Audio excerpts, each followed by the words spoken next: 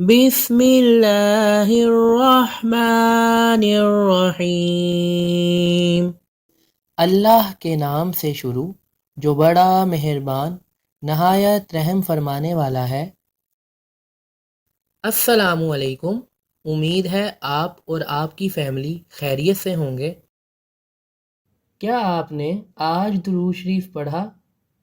اللہم صلی علی سیدنا محمد وآلہ وصحبہ وسلم۔ برائے مہربانی حوصلہ افزائی کے لیے سبسکرائب ضرور کر دیں، جزاک اللہ خیرا۔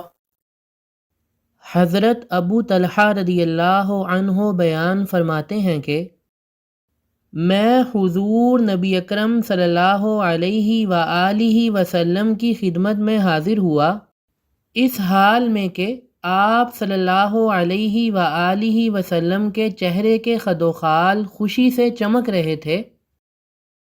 میں نے عرض کیا، یا رسول اللہ صلی اللہ علیہ وآلہ وسلم، میں نے آپ کو آج کے دن سے بڑھ کر کبھی اتنا زیادہ خوش نہیں پایا۔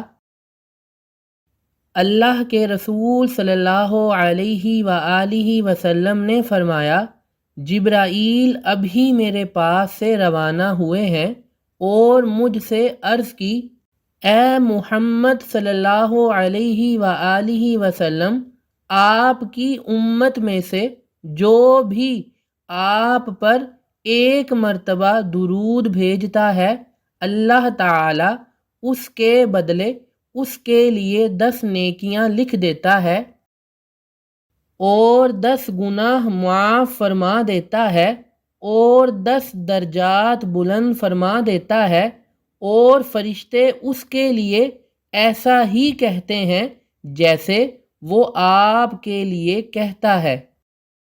اللہ کے رسول صلی اللہ علیہ وآلہ وسلم فرماتے ہیں، میں نے کہا، اے جبرائیل، اس فرشتے کا کیا معاملہ ہے؟ تو اس نے عرض کی، بے شک اللہ تعالی نے آپ کی پیدائش سے لے کر آپ کی بعثت تک ایک فرشتے کو آپ کے ساتھ مقرر کیا ہوا ہے۔ آپ کی امت میں سے جو بھی آپ پر درود بھیجتا ہے تو وہ کہتا ہے، اللہ تجھ پر بھی درود بھیجے۔